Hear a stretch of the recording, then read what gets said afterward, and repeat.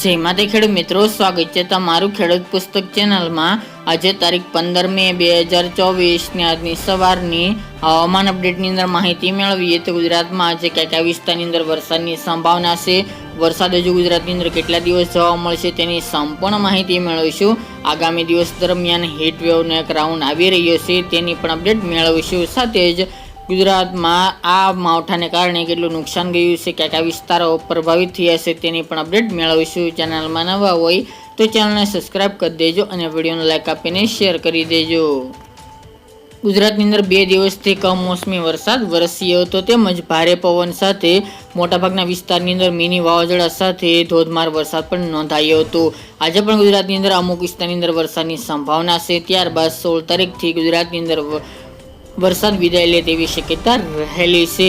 ગઈકાલની વાત કરવા જઈએ તો હાલની અપડેટ મુજબ સિસ્ટમમાં ઘણા બધા બદલાવો આવવાને કારણે ગઈકાલના રોજમાં કોઈ વિસ્તારની અંદર વરસાદ નોંધાયો નહોતો, પરંતુ સિસ્ટમ હજુ ગુજરાત ઉપર સક્રિય છે, જેના કારણે આજે ગુજરાતના અમુક વિસ્તારની અંદર વરસાદની સંભાવના રહેલી છે। જેમાં વાત કરવા જઈએ તો સૌરાષ્ટ્રનો ભાગ અને ઉત્તર ગુજરાતના વિસ્તારો અને કચ્છના વિસ્તારોનો સમાવેશ જોવા મળી રહ્યો છે। વાત કરવા જઈએ તો આજે ખાસ કરીને વેરાવળ છે, અમરેલી, જૂનાગઢ, ગીર સોમનાથ, પોરબંદર, ભાનવડ તેમજ ગોંડલ છે, સાપર, વેરાવળ, જસદણ, રાજકોટ, બોટાદ, ચોટીલા, સુરેન્દ્રનગર, મોરબી, કુડા, ધ્રાંગધ્રા, જામનગર, કાલાવડ, જામજોધપુર, જામખંભાળિયા, ભાનવડ, સિસલી તેમજ સલાયા સહિતના ભાગોની અંદર આજે વરસાદની સંભાવના દેખાઈ રહી છે। કચ્છના વિસ્તારોની વાત કરીએ તો જેમાં ગાંધીધામ, મુદ્રા, માંડવી, શીશાગઢ, ભુજ, નલિયા, નિરોના, ભચાઉ, રાપરનો વિસ્તાર, માનફરા, ખાવડાના અમુક વિસ્તાર, નિરોના, નાગવીર સહિતના ભાગોની અંદર આજે વરસાદની શક્યતા રહેલી છે। ઉત્તરની વાત કરીએ તો આજે રાધનપુર, થરાદ, ધાનેરા, પાલનપુર, ડીસા, અંબાજી જે ખાસ કરીને રાજસ્થાન બોર્ડર લાગુ વિસ્તાર, મહેસાણાના અમુક વિસ્તાર અને પાટણના અમુક વિસ્તારની અંદર હળવા સામાન્ય વરસાદી ઝાપટા વરસી શકે છે।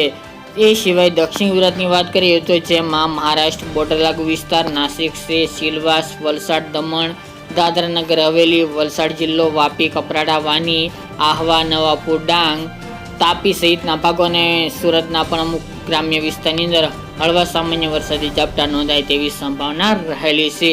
આમ ગણવા જઈએ તો ગુજરાતની અંદર હજુ 24 કલાક દરમિયાન વરસાદી માહોલ જામે તેવી શક્યતા છે, પરંતુ હવે તીવ્રતામાં આજથી ઘટાડો જોવા મળશે। કોઈ ભારે વરસાદની સંભાવના જણાઈ રહી નથી।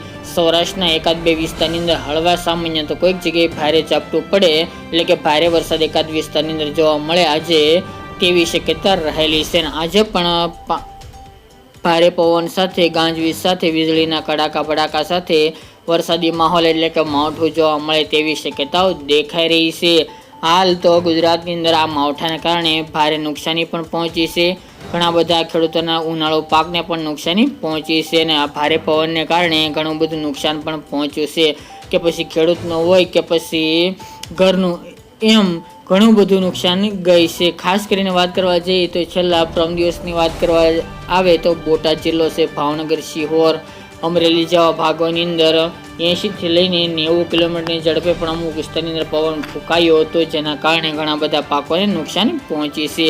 આ સિવાય વરસાદ જૂનાગઢ જિલ્લો, બોટાદ જિલ્લો, રાજકોટ તેમજ જામનગરના અમુક વિસ્તાર, મોરબી, સુરેન્દ્રનગર, ઉત્તરની અંદર હિંમતનગર છે, બનાસકાંઠા, પાટણ, મહેસાણાના ભાગો, અરવલ્લી, મોડાસાના વિસ્તારો, અમદાવાદ, ગાંધીનગર, ખેડાના વિસ્તારો, દક્ષિણની અંદર વલસાડ છે, સુરત, ડાંગ, આહવા એ વિસ્તાર, ભરૂચ, નર્મદા, રાજપીપળા, દાહોદ, ગોધરા, વડોદરા, મહીસાગર અને પંચમહાલ જિલ્લા, આ તમામ જિલ્લાઓને આ માવઠાની અસર જોવા મળી હતી, જેના કારણે મોટાભાગના વિસ્તારની અંદર માવઠાને કારણે નુકસાની પણ જોવા મળી છે। અત્યારે જે ખેતીવાડી મંત્રી છે તેણે નુકસાનીના વળતરને રિપોર્ટ અંગે જાહેરાત પણ આપી દીધી છે। 17 તારીખ બાદ તેનો સર્વે આવશે, જેના અનુસંધાને વળતરની આગળ કાર્યવાહી જોવા મળી શકે છે, એટલે કે કેટલા વિસ્તારમાં કેવું નુકસાન ગયું છે તેનો સર્વે 17 તારીખ બાદ સંપૂર્ણ રજૂ થઈ જશે, કૃષિ મંત્રી રાઘવજી પટેલે જાહેરાત કરી છે। તે ઉપરાંત વાત કરવા જઈએ તો તાપમાનની ગુજરાતની અંદર હવામાનમાં બદલાવની સાથે તાપમાન પણ યથાવત જોવા મળી રહ્યું છે. 41 થી લઈને 43 ડિગ્રી આસપાસ તાપમાન અત્યારે જોવા મળી રહ્યું છે, જેના કારણે બફારો તેમજ ગરમીનું પ્રમાણ યથાવત ચાલી રહ્યું છે. આજની વાત કરવા જઈએ તો આજે પણ તાપમાન યથાવત જોવા મળશે. બોડેલી, વડોદરા, ખંભાત, નડિયાદ, ધોળકા, અમદાવાદ, કપડવંજ, વિરમગામ, ગોધરા, લુણાવાડા, પંચમહાલ, દાહોદ, ગોધરા, અમોદ, ભરૂચ, રાજપીપળા, નર્મદા જેવા ભાગોની અંદર તાપમાનનો પારો 41 થી 43 વચ્ચે જોવા મળશે. સૌરાષ્ટ્રની વાત કરવામાં આવે તો જેમાં અમરેલી, જૂનાગઢ, ભાનવડ, જસદણ, ગોંડલ, બોટાદ, ચોટીલા, રાજકોટ જેવા વિસ્તારની અંદર 41 થી લઈને 43 ડિગ્રી વચ્ચે તાપમાન યથાવત જોવા મળે તેવી સંભાવના છે.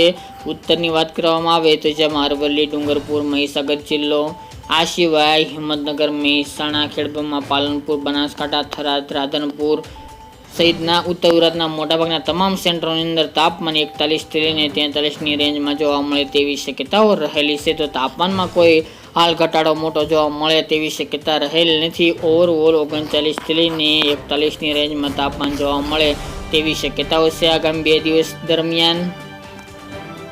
તે ઉપરાંત વાત કરીએ તો હીટવેવનો રાઉન્ડ 17 થી લઈને 23 મે દરમિયાન જોવા મળે તેવી શક્યતા છે, જેમાં હીટવેવના રાઉન્ડની અંદર 44 થી લઈને 45ની રેન્જમાં તાપમાન જોવા મળે તેવી શક્યતા છે. અને સૌથી વધુ તાપમાન અમદાવાદ, ગાંધીનગર, બોટાદ, અમરેલી, જૂનાગઢ, રાજકોટ, મહેસાણા, પાટણ, બનાસકાંઠા આજુબાજુનો વિસ્તાર, દાહોદ, ગોધરા, મહીસાગર સહિતના ભાગો, ગાંધીનગર, ખેડા અને દક્ષિણ ગુજરાતના અમુક વિસ્તારની અંદર તાપમાન રેકોર્ડ બ્રેક સપાટી ઉપર જોવા મળે તેવું અનુમાન રહેલું છે, જેની તમામ ખેડૂતોએ નોંધ લેવી. તો વરસાદનો રાઉન્ડ પૂર્ણ થતાં ગુજરાતની અંદર હીટવેવનો રાઉન્ડ જોવા મળશે, જેમાં 19, 20 અને 21 તારીખ દરમિયાન રેકોર્ડ બ્રેક તાપમાન 44-45 ડિગ્રી જોવા મળી શકે છે, જેની તમામ ખેડૂતોએ નોંધ લેવી. તો મિત્રો, આ અત્યારની વહેલી સવારની અપડેટ. ફરી એક નવા વિડીયો સાથે મળીશું. આજ માટે આટલું જ.